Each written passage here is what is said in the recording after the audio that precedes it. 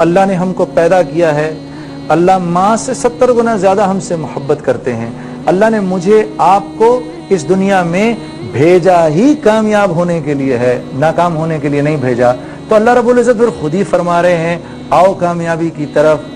تو وہ کامیابی کیا ہے؟ الحمدللہ اس کے سلسلے میں یہ ہمارا رمضان المبارک کا پروگرام ہے, ہم بات کریں گے. آج ہم محمد علی جناح یونیورسٹی کے طلباء اور طالبات کے ساتھ ہیں. ان کے مختلف سوالات ہیں, ان کے جوابات میں کوشش کروں گا دینے کی.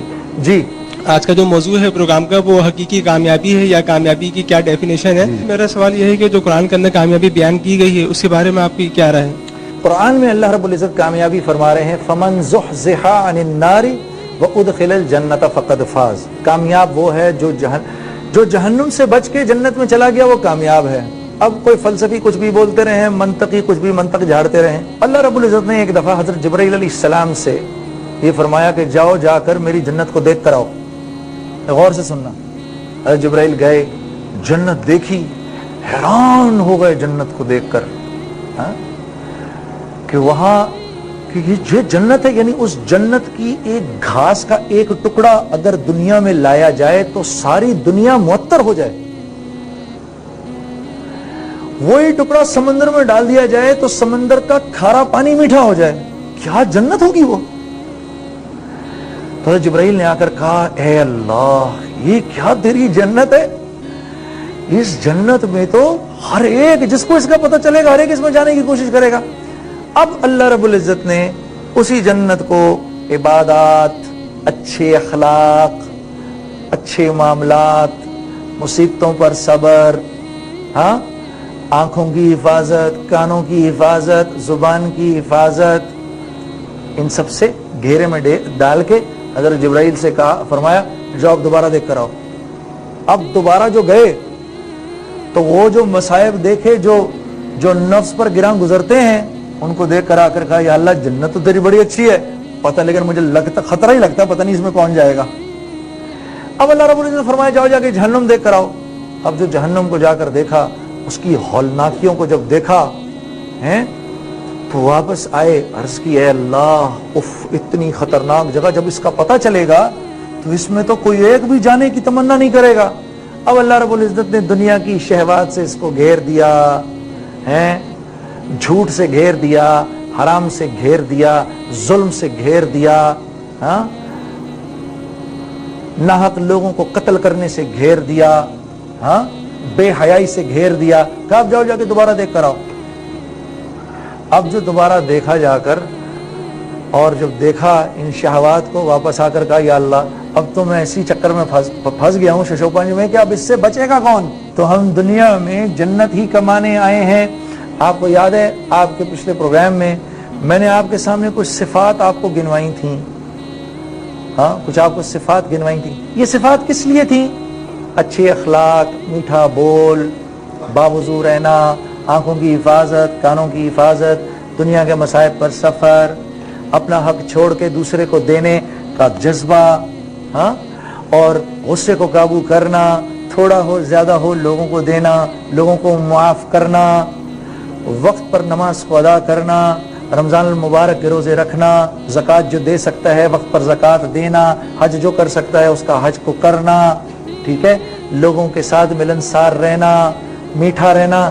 یہ صفات ہی جنت میں لے جانے کا ذریعہ ہیں.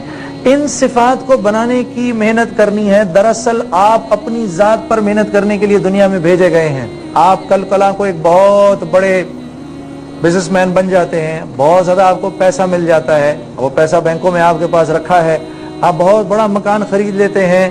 اب آپ مجھے یہ بتاؤ کراچی سے لاہور جائیں گے تو اس میں سے کتنا کچھ چلا جائے گا, پیسے بھی تھوڑے جائیں گے, مکان ساتھ جائے گا کیا؟ اس کے بعد وہاں سے آپ گھومنے گھامنے سعودی عرب چلے گئے, عمرہ کرنے چلے گئے, اس میں سے کچھ ساتھ جائے گا؟ اس سے آگے آپ امریکہ کینیڈا گھومنے چلے گئے, اس میں سے ساتھ کچھ جائے گا؟ کچھ بھی ساتھ نہیں جائے گا. لیکن جو محنت آپ نے اپنے ایمان پر کی ہوگی وہ ہر جگہ آپ کے ساتھ جائے گی. جائے گی نہیں جائے گی؟ وہ ہر جگہ ساتھ جائے گی. اب اللہ کا حکم آ گیا, اب دنیا سے جانے کا وقت آ گیا, اب دنیا سے جا رہے ہیں تو کیا یہ مکان ساتھ جائے گا؟ کیا یہ کپڑے ساتھ جائیں گے؟ جس بیٹے نے خوش ہو کر گھڑی ہاتھ میں ڈالنے کو دی تھی وہی گھڑی اتار لے گا. ہاں جو جس بیوی کے ماں باپ نے انگلی کے اندر شادی منگنی کی انگوٹھی بنائی تھی وہ انگوٹھی اتار لی جائے گی, سر سے ٹوپی اتار لی جائے گی, 2 کپڑوں میں کفنا کر قبر میں ڈال دیا جائے گا. تو یہ یاد رکھو اس قبر کے اندر وہ جو تم نے اپنے اوپر محنت کی ہوگی, وہ جو ایمان بنایا ہوگا, وہ قبر میں ساتھ جائے گا, وہ قبر میں ساتھ جائے گا. اب نماز سمجھ میں آئے گی کتنی ضروری تھی. اب صبر کر جانا, مصائب کو برداشت کرنا, یہ سمجھ میں آئے گا کتنا ضروری تھا. وہ قبر کے اندر یہ سب نور بن کے چمکیں گے, میٹھا بول نور بن کے چمکے گا, حیا نور بن کے چمکے گی. یہ آپ کی قبر کو جنت کا باغ بنا دے گی. اور جس نے اپنی مرضی سے زندگی گزاری ہوگی میرے دوستو, وہ سوائے حسرت کے اور وحشت کے اپنے ساتھ کچھ نہیں لے کے جائے گا. ایک بریک لیتے ہیں, بریک کے بعد انشاءاللہ آپ سے دوبارہ ملاقات ہوگی. جی خواتین حضرات, ویلکم بیک. جی بہن, سوال آپ کا. السلام علیکم جنید بھائی. السلام علیکم. اللہ تعالیٰ عذاب نازل کرتا ہے ان قوموں کے اوپر جو نافرمانی کرتے ہیں. جی جی. اگر ہم لوگ ان کی, جیسے ابھی پاکستان میں سیلاب آیا, اگر ہم ان کو امداد کریں تو کیا یہ صحیح ہے؟ کہیں یہ اللہ تعالیٰ کے فیصلوں کے خلاف جانا تو نہیں ہے؟ شکریہ. عجیب سوال, کبھی سوچا بھی نہیں کہ یہ آئے گا. بڑی بہت عجیب, اور ماشاءاللہ آپ لوگوں سے میں ایکسپیکٹ کر سکتا تھا کہ یہ بات آپ لوگوں کے ذہن میں یہ آئے گی. نہیں میری بہن, اس وقت ان لوگوں کی مدد کرنا سب سے بڑا استغفار ہے. کیا وجہ ہے اس کی؟ وجہ اس کی یہ ہے کہ ہم انہی کا حصہ ہیں, ہم اسی قوم کا حصہ ہیں جس قوم کے لوگوں پر یہ سختی آئی ہے. اور ایک میں چھوٹی سی بات عرض کروں کہ مسلمان پر جب حال آتا ہے تو اس حال کے اندر بھی دراصل اللہ رب العزت نے اس کے لیے کامیابی رکھی ہوتی ہے. اگر فرض کرو کوئی ایک انسان ہے, اندر اس کے تھوڑا سا بخل ہے, خرچ نہیں کر سکتا, کم خرچ کرتا ہے, تو اللہ رب العزت کبھی کبھار اس طرح اس کا نقصان کرا دیتے ہیں اور وہ سارا کا سارا اپنے پاس آخرت کے لیے جمع کرا دیتے ہیں. ہاں کبھی کبھار یہ بھی ہوتا ہے, کوئی نمازیں نہیں اپنے پاس, کوئی روزے نہیں اپنے پاس, کچھ بھی نہیں, موت کا وقت قریب آ رہا ہے, اللہ رب العزت اس طرح کا کوئی حال بھیج کر شہر کا شہر ختم کروا دیتے ہیں, سب کے سب شہداء میں شامل ہو جاتے ہیں.